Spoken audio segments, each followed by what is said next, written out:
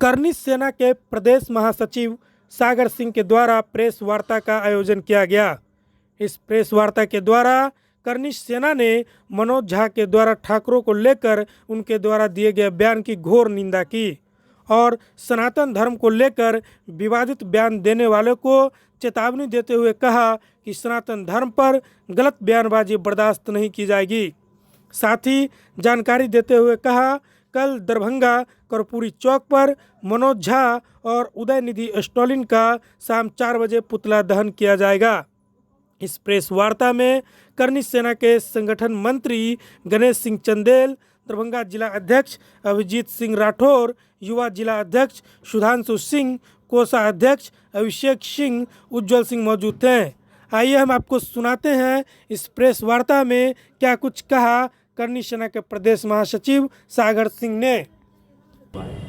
आज हमारी करनी सेना बिहार प्रदेश टीम और दरभंगा जिला टीम के द्वारा इस प्रेस वार्ता का आयोजन किया गया है, जिस प्रेस वार्ता का मुख्य उद्देश्य है कि आज राजनीति षड्यंत्र के तहत सनातन संस्कृति पे एवं जो हमारा हिंदू समाज है, जो हमारा सनातनी समाज है, उसको जातीय भेदभाव देकर जो आपस में बांटने की जो षड्यंत्र चल रही है, उसके खिलाफ हम लोग आज प्रेस वार्ता रखे हैं। जैसा कि आप लोग जान रहे हैं, आज से 5-6 दिन पहले मनोज झा जी के द्वारा जिस तरीके का बयान दिया गया, अगर हम कविता पढ़ते हैं तो कविता का अर्थ समाज में कहा जाता है कि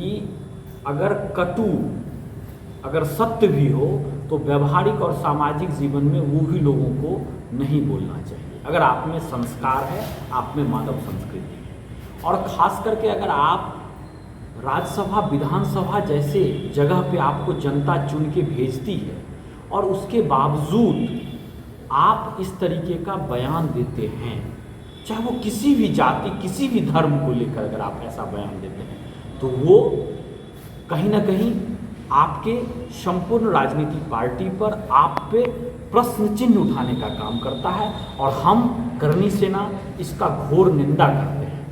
और अगर कोई भी व्यक्ति इस बयान को, हम मनोज झा का विरोध करते हैं, हम मनोज झा के बयान का विरोध करते हैं, अगर इसको कोई राजनीति रंग दे करके इसको ब्राह्मण, राजपूत या जातीय भेदभाव देने का काम करते हैं, तो हम उसका भी घोर निंदा करते हैं। हमारे जो भी सामाजिक दल हैं, हम सबसे अपील करना चाहते हैं कि ऐसे बयान से बचें और समाज को बांटने से बचें। खास करके मैं मनोज झा को कहना चाहूँगा कि वो अगर ठाकुरों पे दिए तो ठाकुरों का जो इतिहास है वो किसी से छुपा हुआ नहीं है। हम अवगत करवाना चाहेंगे कि जब कहीं ना कहीं राजतंत्र व्यवस्था थी और लोकतंत्र व्यवस्था का आज कितना दिन हो गया है, और आज समाज कहीं ना कहीं आगे नहीं गया है। पहले जो सामाजिक ढांचा था और उसमें जो एक दूसरे के प्रति समन्वय थी, एक समाज दूसरे समाज के सहयोग में जितने आते थे और जितने आपसी सद्भाव और प्रेम से एक गांव में एक समाज में रहते थे, क्या आज वो स्थिति है? आज पहले लोग कहता था कि जमींदार शोषण करते थे। अरे भाई, आज जमींदार से ज़्यादा कॉर्पोरेट जगत शोषण कर रहा है, लोगों को दिख नहीं रहा है। आज पहले से ज़्यादा जातीय भेदभाव, जातीय रंग आ गया है। और कहीं ना कहीं मैं यही कहना चाहूँगा कि किसी भी चीज़, किसी भी व्यक्ति का पॉजिटिव लेना चाहिए। और जिस ठाकुर शब्द का विरोध मनोज झा जी ने किया, अगर सही में उसी ठाकुर स्टाइल में हम ठाकुर की निगेटिव का, हम हर एक व्यक्ति में निगेटिव और हर एक व्यक्ति में पॉजिटिव होता है, हम किसी भी निगेटिव का बड़ाई नहीं करते हैं। ठाकुर समाज के द्वारा भी कुछ निगेटिव थी, मैं उसका भी निंदा करता हूँ, लेकिन ठाकुरों ने समाज का जिस तरीके से निर्माण किया, ठाकुरों ने जिस तरीके से समाज के लिए न्यौछावर किया, और अगर उस पद्धति से आज भी लोकतांत्रिक पद्धति में जो भी सरकार में है, जो भी सत्ता में है, अगर उसी दया भावना और प्रेम से अगर इस समाज को जोड़ने का काम करेंगे, अपने व्यवस्था को लेकर चलने का काम करेंगे, तो एक बेहतर समाज का निर्माण होगा। और मैं यही अपील करना चाहूँगा कि किसी भी बात को राजनीति ढंग नहीं दीजिए। ठाकुरों के लिए ब्राह्मण सब दिन सम्मानित हैं, सब दिन सम्मानित थे और सम्मानित रहेंगे। लेकिन चाहे वो ब्राह्मण हो, दलित हो या कोई भी समाज के लोग, अगर जो बेहतर काम करेंगे उसका हम कर्मी सेना समर्थन करेंगे, और कोई भी व्यक्ति अगर गलत काम करेंगे तो हम उसका विरोध करेंगे। आपका कहना है कि जाति व्यवस्था के नाम पर सनातन को तोड़ने की कोशिश की जा रही है। अगर भारत में अगर जाति व्यवस्था ही सनातन अगर खत्म कर दी जाए तो करनी सेना का इस पर क्या स्टैंड है?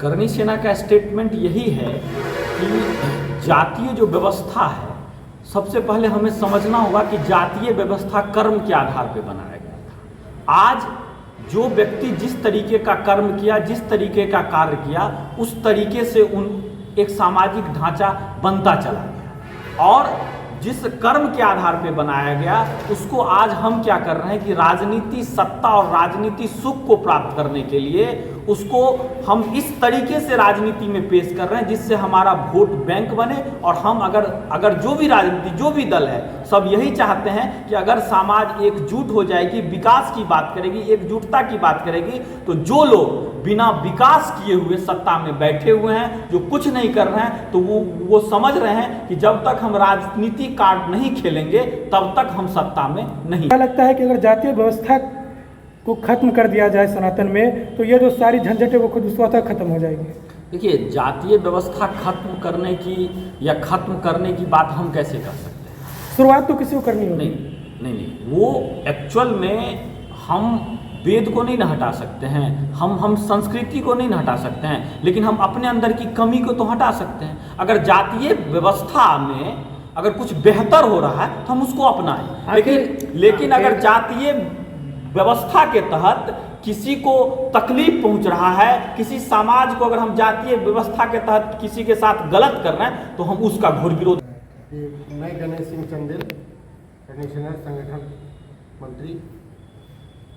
मैं ये कहना चाहता हूँ, जिस तरह का भी सनातन विरोधी जो प्रोपेगेंडा चला हुआ, इसके लिए सरकार और इसके जो धुर विरोधी है वो लोग संभल जाए, अपने औकात पर रहें। ठाकुरों पर किसी चीज़ पर अगर कोई तरह का लांछन, किसी तरह का बात अगर उठा रहे हैं तो ठाकुरों के इतिहास को पढ़े, तब ठाकुरों के ऊपर किसी तरह का टिप्पणी, कविता पढ़ने की साहस करें। अन्यथा जो अभी बिहार सरकार है, चाहे केंद्र सरकार है, जो हमारे ठाकुरों को उपेक्षित नज़र से देख रहे हैं, उनको आने वाले चुनाव में परिणाम भुगतना पड़ेगा। इसके लिए वो तैयार है।